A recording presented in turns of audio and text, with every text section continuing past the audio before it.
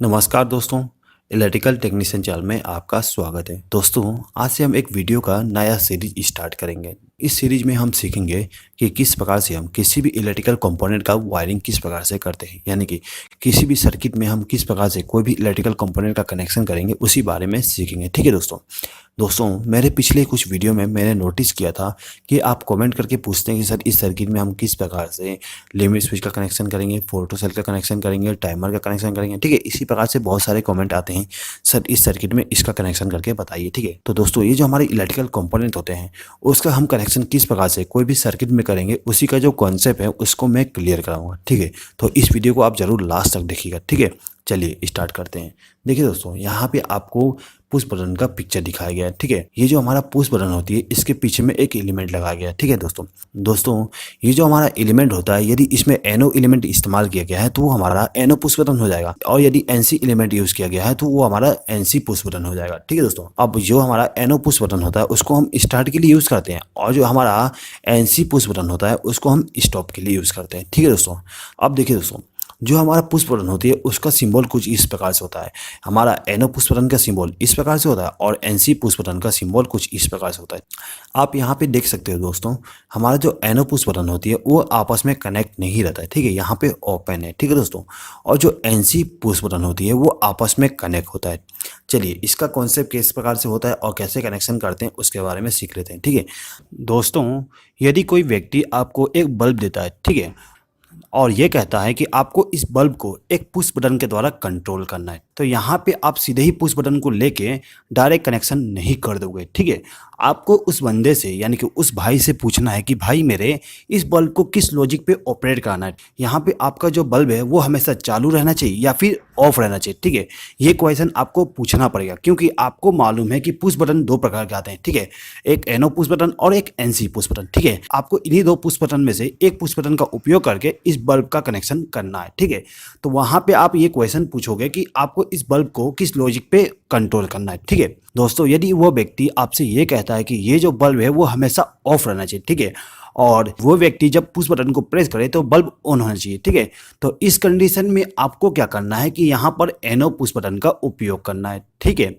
यहाँ पे एनो push button का उपयोग क्यों करेंगे? देखिए, ये जो हमारा पुश बटन होती है वो पावर सप्लाई को आगे फ्लो नहीं होने देता। इससे ये होगा कि हमारा जो बल्ब है वो हमेशा ऑफ रहेगा। ठीक है, तो यहाँ पे हम इसका कनेक्शन कर देते हैं। देखिए, अब यहाँ पे हमें पावर सोर्स की जरूरत पड़ेगी। हमारा जो बल्ब होती है वो एसी सप्लाई और डीसी सप्लाई दोनों से चलती है। ठीक है, यहाँ पे हमें सिलेक्शन करना है कि हमारा बल्ब कौन सा है, एसी है कि डीसी है। ठीक है, उसके हिसाब से हम यहाँ पे पावर सोर्स का उपयोग करेंगे। ठीक है, यहाँ पे मैं एग्जांपल के लिए बैटरी ले लेता हूँ। ठीक है, अब हमें यहाँ पे कनेक्शन करना है। अब हम क्या करेंगे कि ये जो हमारा पुश बटन है उसको हमें इस बल्ब के सीरीज में कनेक्ट करना है। ठीक है, तो मैं क्या करूँगा, यहाँ से एक वायर को कनेक्ट करके हमारा जो पुश बटन था उसको इनकमिंग पावर सप्लाई दे दूंगा, यहाँ पे कनेक्ट कर दूंगा। ठीक है, अब जो हमारा पुश बटन है उसके आउटगोइंग टर्मिनल से एक वायर को कनेक्ट करके हमारा जो लैंप था उसको इनपुट पावर सप्लाई दे दूंगा।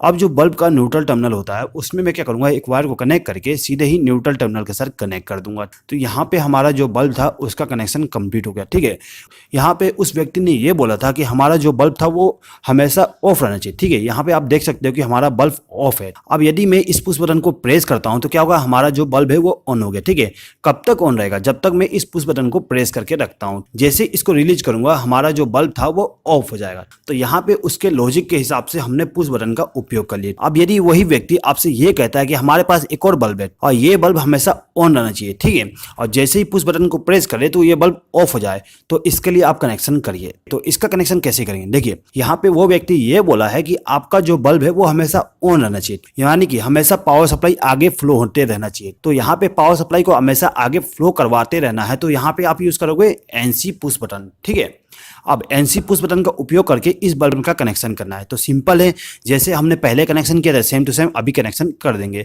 फेज सप्लाई को कनेक्ट कर देंगे और न्यूट्रल सप्लाई को भी कनेक्ट कर देंगे। अब यदि मैं यहाँ पे पावर सप्लाई को ऑन कर देता हूँ तो हमारा जो बल्ब है वो ग्लो करेगा। यहाँ पे आप देख सकते हो कि ये जो बल्ब है वो ग्लो कर रही है। ये जो बल्ब क्यों ग्लो कर रहा है, क्योंकि ये जो हमारा पुश बटन था उसमें हमने एनसी कॉन्टेक्ट का इस्तेमाल किए हैं। ठीक है, और एनसी कॉन्टेक्ट क्या करता है, पावर सप्लाई को आगे फ्लो होने देता है। ठीक है दोस्तों, अब यदि मैं इस पुश बटन को प्रेस करता हूं तो क्या होगा, हमारा बल्ब जो है वो ऑफ हो जाएगी। ठीक है, कब तक ऑफ रहेगी, जब तक हम पुश बटन को प्रेस करके रखेंगे, और जैसे ही हम पुश बटन को रिलीज करते हैं तो हमारा जो बल्ब है वो दोबारा ऑन हो जाएगी। तो कुछ इस प्रकार से हमारा जो पुश बटन था उसका सिलेक्शन करके कनेक्शन करते हैं। ठीक है, यहाँ पर हमने एग्जाम्पल के लिए बल्ब का इस्तेमाल किए थे। ठीक है, एक्चुअल में हम किसी भी बल्ब को ऑपरेट करने के लिए पुश बटन का उपयोग नहीं करते हैं।